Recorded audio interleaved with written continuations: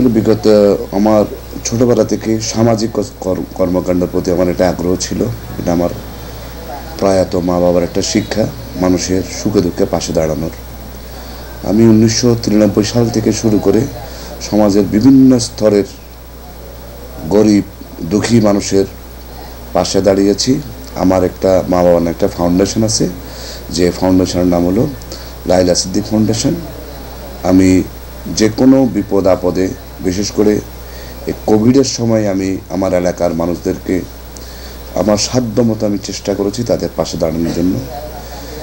শীতের সময় গরিব অসহায় লোকদের পাশে আমি শীতবস্ত্র নিয়ে হাজির হয়েছি। আমার বিভিন্ন সময়ে আমি ফ্রি ফ্রাইডে ক্লিনিকের মাধ্যমে গরিব অসহায় রোগীদের মাঝে চিকিৎসা সেবা দেওয়ার চেষ্টা করেছি। আমি গরিব অসহায় সন্তানদের জন্য খতনা ক্যাম্প আমি পরিচালনা করেছি লাইলা সিদ্দিক ফাউন্ডেশনের মাধ্যমে। আসলে সংক্ষিপ্ত সময়ের জন্য আল্লাহ তাআলা দুনিয়ায় পাঠিয়েছেন। এই সংক্ষিপ্ত সময়ে আল্লাহ তাআলা আমাকে আর্থিক স্বাবলম্বী করেছে। এই স্বাবলম্বীর মাধ্যমে এই যে সম্পদটুকু আমাকে দিয়েছে, এই সম্পদটুকু তো পরিপূর্ণ আমি খাওয়ার জন্য না, আমি আমার পরিবারের জন্য না, এটার উপর হক আমার প্রতিবেশী গরিব অসহায়দেরও আছে। এটা আমি বিশ্বাস করি। এই বিশ্বাসকে ধারণ করে আমি আমার এলাকার, বিশেষ করে 30 নম্বর পূর্ব মাদারপাড়া ওয়ার্ডের বিভিন্ন স্তরের মানুষের বিভিন্ন সময়ে আমি তাদের পাশে থাকার চেষ্টা করি। আচ্ছা, আরেকটা বিষয় জানা ছিল, সেটি হচ্ছে যে কি এখন প্রচার প্রচারণা, উঠান বৈঠক এবং গণসংযোগ সব কিছু চলছে, এর ফাঁকেও কিন্তু আপনাকে তো সব জায়গায় সরব দেখা যায়। এটা কেন করে? এই সময়টুকু কোথা থেকে পান? আলহামদুলিল্লাহ, আমি ব্যবসার পাশাপাশি আসলে ব্যবসাকে এখন আমি রেখেছি ঐচ্ছিক হিসাবে। কারণ আমার এখন বয়স 53 বছর। আল্লাহ তাআলা ব্যবসা বাণিজ্যে যা দিয়েছে আল্লাহর কাছে শুকরিয়া। আমি একটা সময় সমাজের বিভিন্ন স্তরের মানুষের পাশে দাঁড়ানোর জন্য একটা আমি সময় নির্ধারণ করি।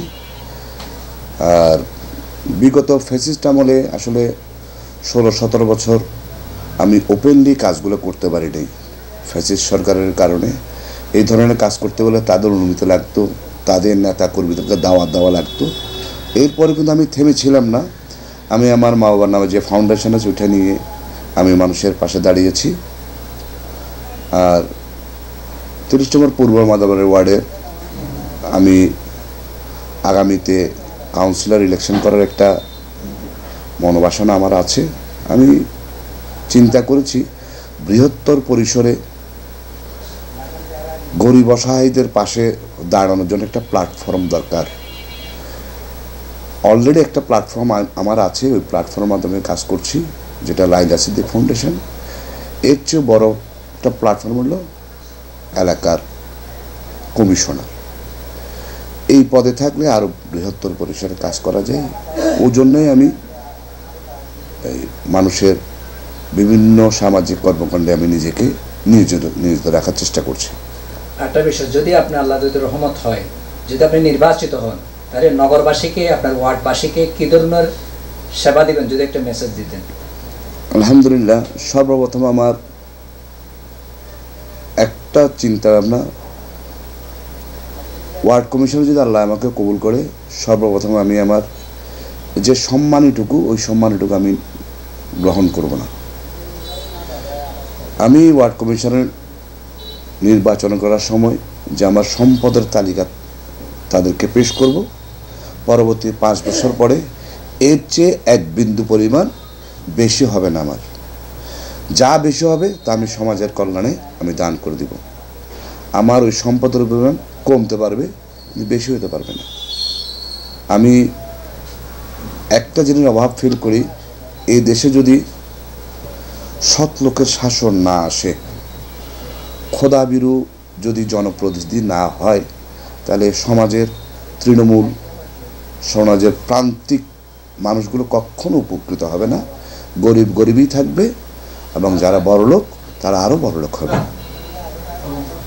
আচ্ছা, আর সর্বশেষ যে প্রশ্নটি, আপনি তো বলেছেন যে যদি নির্বাচিত আল্লাহ পাক কবুল করেন তাহলে আপনি যে সম্মানিটুকু কাউন্সিলর মহোদয়ের জন্য বাজেট থাকেন সে বাজেটটা নেবেন না, এবং সম্পদ যে জায়গার মধ্যে বৃদ্ধি যে অবস্থায় আছে তার চেয়ে যদি একটু বৃদ্ধিও হয় সেক্ষেত্রে আপনি ওয়ার্ডের বাসিন্দাদের জন্য আপনি বিনিয়োগ করে দিবেন, সেটা আমরা বুঝতে পারি না। কিন্তু নাগরিক সুবিধা বলতে যেমন নাকি হোল্ডিং ট্যাক্স, এরপরে ট্রেড লাইসেন্স, নাগরিক সনদপত্র, জন্ম নিবন্ধন, এই ধরনের ক্ষেত্রে আপনি কী ধরনের সেবা দিবেন যদি একটু জানাতেন। আমি এই ধরনের সেবাগুলোর জন্য আমি ওয়ান স্টপ সার্ভিস করার একটা চিন্তাভাবনা করেছি, যাতে কোনো ওয়ার্ডের কোনো বাসিন্দা তাদের প্রাপ্য যে অধিকার, তাদের যে সার্টিফিকেট বলেন, হোল্ডিং ট্যাক্স বলেন, যাই আছে এটার জন্য যাতে কোনো ধরনের ভোগান্তি পোহাতে না হয়।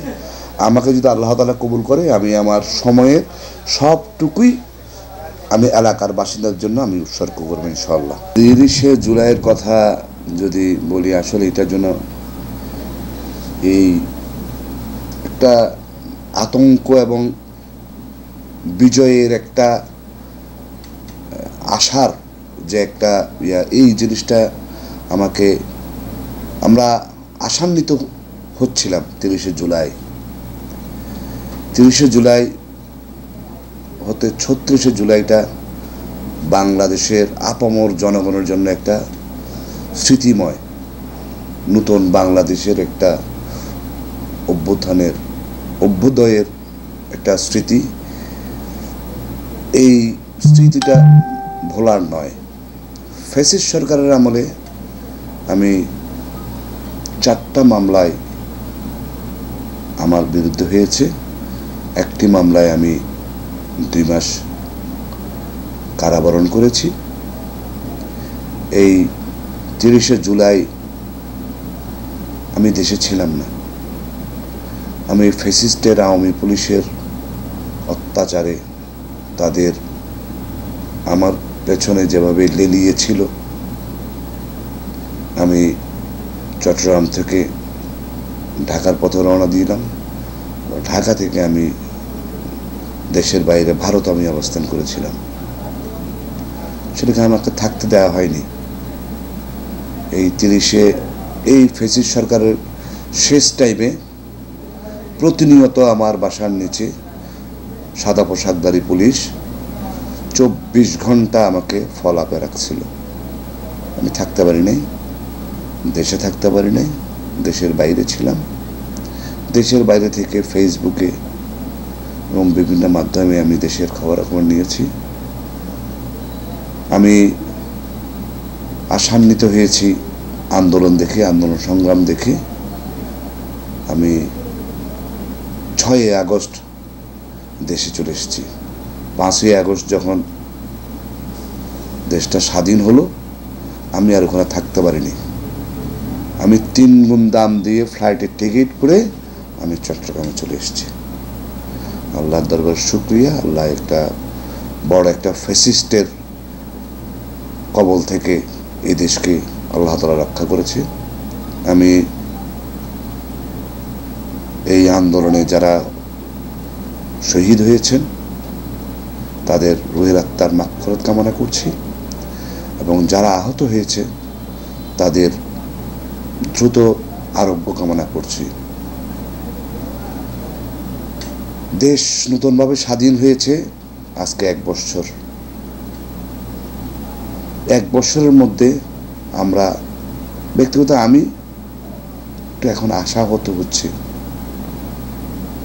বর্তমানে বিভিন্ন রাজনৈতিক দলের কর্মকাণ্ড নিয়ে আসলে আমরা যারা সাধারণ মানুষ, আমরা আবার একটু উদ্বিগ্ন। তা আমি সবাইকে আহ্বান করব, আমরা জুলাইকে ধারণ করে নিজেরা আমরা শুধরাবো, দেশকে ভালোবাসবো, দেশের কল্যাণে সবাইকে আমরা সবাই নিয়োজিত রাখবো নিজেকে। আমার একটা প্রশ্ন ছিল, সেটি হচ্ছে জুলাই স্বপ্ন কতটুকু বাস্তবায়ন হয়েছে বলে মনে করেন আপনি? আসলে জুলাইয়ের স্বপ্ন আমার মনে হয় না বাস্তবায়ন হয়েছে। আমার ব্যক্তিগত ধারণা আমার যেটা অবজারভেশন, এই বাংলাদেশের প্রধান শত্রু, উন্নয়নের স্বাধীনতার প্রধান শত্রু আমাদের পার্শ্ববর্তী রাষ্ট্র ভারত। এই রয়ের তৎপরতা এখনো বন্ধ হয়নি। আমার ধারণা এই আরেকটি বড় রাজনৈতিক দলের ঘাড়ের উপরে এখন সওয়ার হয়েছে।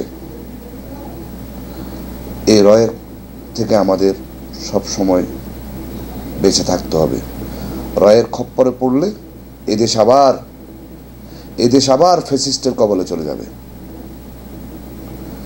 জুলাইয়ের আকাঙ্ক্ষা এখনো সম্পূর্ণ হয়নি, তবে এটা একটা চলমান প্রক্রিয়া। আমি আশাবাদী, আমি একজন আশাবাদী মানুষ।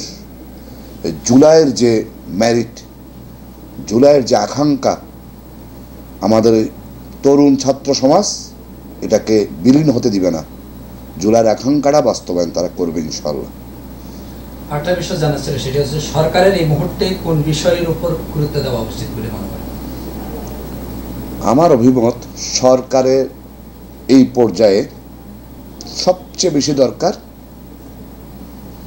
ফ্যাসিস্টের যারা অস্ত্রধারী গুন্ডা বাহিনী ছিল, হেলমেট বাহিনী ছিল, তাদেরকে ট্রেস করে আইনের আওতায় নিয়ে আসা। আইন শৃঙ্খলা বাহিনীর মধ্যে এখনো ফ্যাসিস্টের প্রেতাত্মা কিছু এখনো রয়ে গেছে। সচিবালয়ের অনেক কর্মকর্তা এখনো ফ্যাসিস্টের দোসর হিসেবে কাজ করছে।